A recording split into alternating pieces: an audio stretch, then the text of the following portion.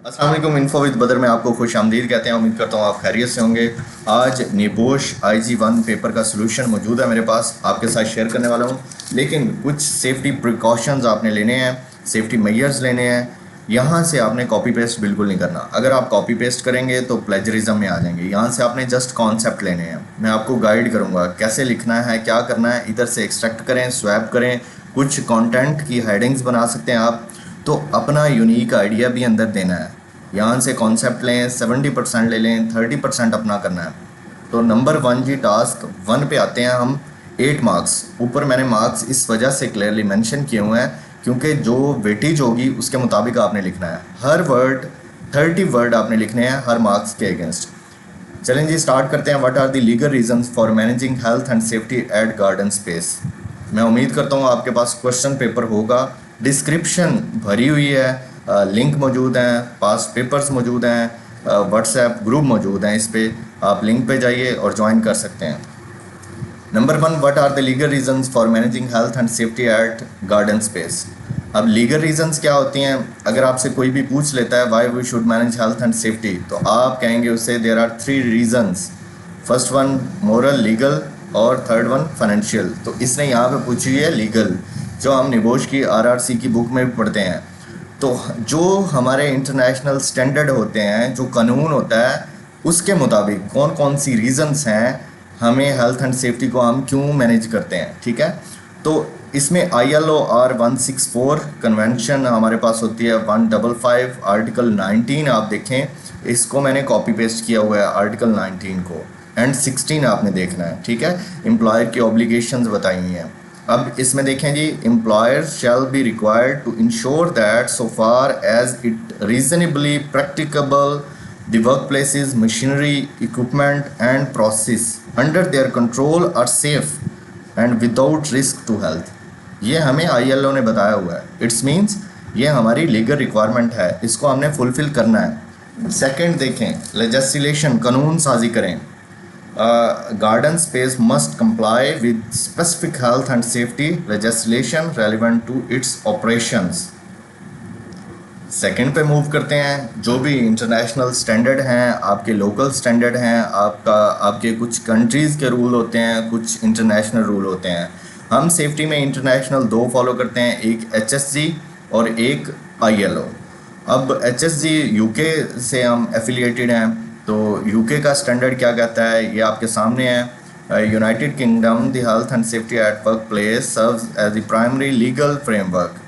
It imposes a duty on employer to ensure as reasonable, practicable the health and safety and welfare of their employees and other who may be affected by their work activities। फिर आ जाता है duty of care करें, क्योंकि आपके customer भी होते हैं, आपके विजिटर भी मौजूद होते हैं, तो ये हमारे लीगल रिक्वायरमेंट है कि हम उनको प्रोटेक्शन दें। नेक्स्ट हमारे पास एम्प्लॉय, जो आपकी ऑर्गेनाइजेशन में एम्प्लॉय काम कर रहे हैं, ये हमारी लीगल रिक्वायरमेंट है कि उनको प्रोटेक्ट किया जाए, उनकी फैमिलीज़ को, उनको एक बेटर इन्वायरमेंट दिया जाए। Public liability, garden space is open to the public which means it has a duty to protect customers and visitors from potential hazards. फिर इंश्योरेंस रिक्वायरमेंट भी होती है कि आपने ये रूल फॉलो करने होते हैं। तो ये लीगल हैं, और नीचे इसके लिंक भी मैंने रेफरेंस के तौर पे दिए हुए हैं, लेकिन आपने अपने निबोश के पेपर में एंड वाला सेक्शन होता है रेफरेंस का, उधर मेंशन करने हैं। नेक्स्ट जी हमारे पास है health and safety management system. Question 2 की तरफ मूव करते हैं। मैं थोड़ा सा आपको बता भी देता हूँ रीड आउट करके। Part of the health and safety management system is having good leadership in place. Comment on the positive leadership at garden space. 13 marks का है। इट्स मीन्स आपने 12 से 13 वैलिड पॉइंट देने हैं, उसको स्पेसिफाइड करना है, जर्नल नहीं लिखना। देखें जी, नंबर 1, उन्होंने उनकी ट्राई थी लास्ट 4 ईयर में, 0 एक्सीडेंट था। उन्होंने एक्सीडेंट बुक भी मेंटेन की हुई है, जहाँ से उनको पता चलता था कि हमारी इंडस्ट्री में, हमारे गार्डन में कोई भी ऐसा मेजर एक्सीडेंट नहीं हुआ। एम्फोसाइज़ किया है एक्सीडेंट की प्रिवेंशन पे, माइंडफुलनेस एंड सेफ्टी रिमाइंडर्स दिए हैं टॉप मैनेजमेंट ने। थर्ड पे आप हमारे पास आ जाता है training and equipment improvement, delegation of responsibilities, adaptation and communication. Emergency response बड़ा क्लियर था, ट्रेनिंग्स बड़ी क्लियर थी, ठीक है, और प्रायोरिटी दी जाती है, ट्रेंड वर्कर को दी गई है। तो कुछ साइनेजेस का भी इसमें ज़िक्र किया हुआ है। तो ये सारा जो है वो सेफ मैनेजमेंट सिस्टम को रिप्रेजेंट करता है। ये बहुत सारे पॉइंट्स मौजूद हैं, इसमें से आप एक्सट्रैक्ट कर सकते हैं। नेक्स्ट हमारे पास आ जाता है रेफरेंस, और टास्क 3 पे चलते हैं, safe system of work and training for use of equipment. 8 marks हैं इसके जी। और safe system of work, comment on the effectiveness of the warehouse safe system of work for using EPT in the outdoor section। अब उसने कहा है कि ware house के बारे में मुझे बताएं, ठीक है, तो स्पेसिफाइड करना है इलेक्ट्रिक पैलेट ट्रक ट्रेनिंग, इसके बारे में हमें बताएं, ठीक है। तो क्लियर इंस्ट्रक्शंस दी गई थी कि इसको कैसे यूज़ करना है, फिर प्रैक्टिकल ट्रेनिंग करवाई गई थी, अडेप्टेबिलिटी थी, कंसिडरेशन ऑफ कस्टमर फ्लो उसको भी देखा गया था। While the scenario provides some insights into the effectiveness of the warehouse safe system of work for using EPT, फिर बताया गया था कि ट्रेंड वर्कर को पहले चांस दिया जाए, फिर उसका जो जो प्रिकॉशंस थे वो नॉमिनेट किए हैं, जैसा कि आप सिनेरियो में भी देख सकते हैं, क्लियरली लिखा हुआ है, check the machine is in good order, prior to use to wear steel toe cap boots, क्या आपने PPEs का यूज़ करना है, plan and clear the route to be taken, और पहले प्लानिंग करनी है फिर रूट को क्लियर करना है, पुल डू नॉट पुश ये भी लिखा हुआ है, एवॉइड स्लॉप्सिस, स्लोप जहाँ पे हो वहाँ पे ये मूव नहीं करना। तो ये चंद सेफ्टी प्रिकॉशंस दिए गए थे इसमें। नेक्स्ट ही हम मूव करते हैं बी की तरफ, ये 10 मार्क्स हैं। Based on the scenario only comment on the effectiveness of the EPT training.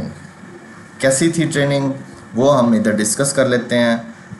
Inclusion of relevant content, ठीक है, बड़ा ही रेलिवेंट कंटेंट था, प्रैक्टिकल डेमोन्स्ट्रेशन थी, डिस्कशन ऑन अडेप्टेशन था, प्रोविजन ऑफ रिटन प्रोसीजर्स थे।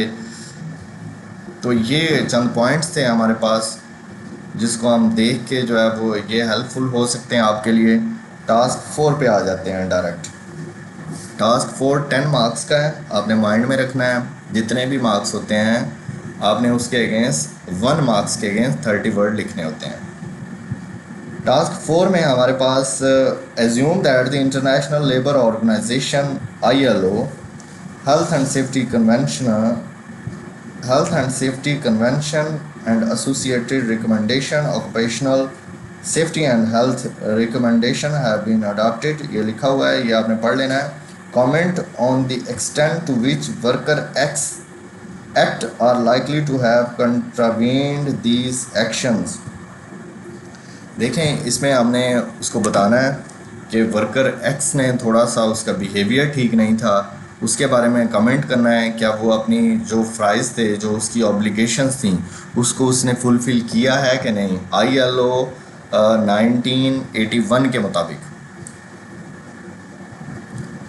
Duty to comply with safety procedures, ठीक है, article 19 हमें ये कहता है R164 का, लेकिन यहाँ पे उसने कंट्रावेंट किया गया है। Responsibility to follow the instructions, अब उनका मैनेजर कुछ बोल के गया है लेकिन उन्होंने किया क्या है, ठीक है। तो ये थोड़ा सा रिस्पेक्ट फॉर कॉलीग्स की रिस्पेक्ट करनी चाहिए, ये हमें कहता है। Failure to use personal protective equipment, negligence in risk assessment, ये सारा कुछ इसमें हुआ है। Violation of load limits,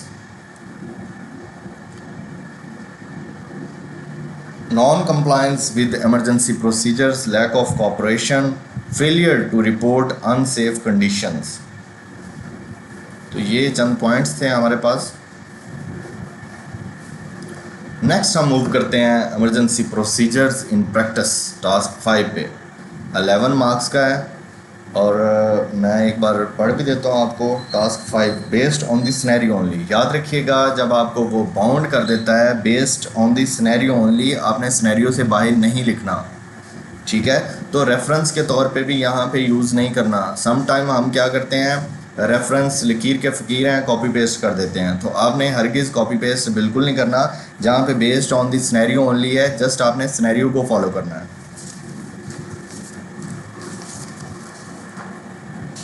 comment on what worked well with the management of the emergency.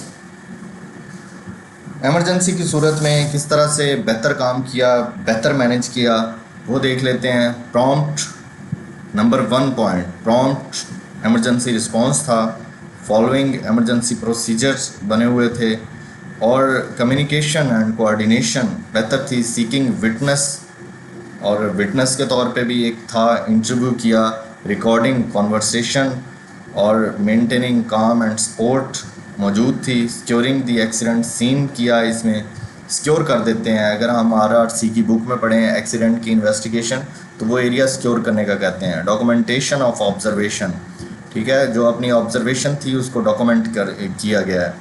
Prioritising employ wellbeing और प्रिजर्वेशन एविडेंस, प्रिजर्विंग एविडेंस।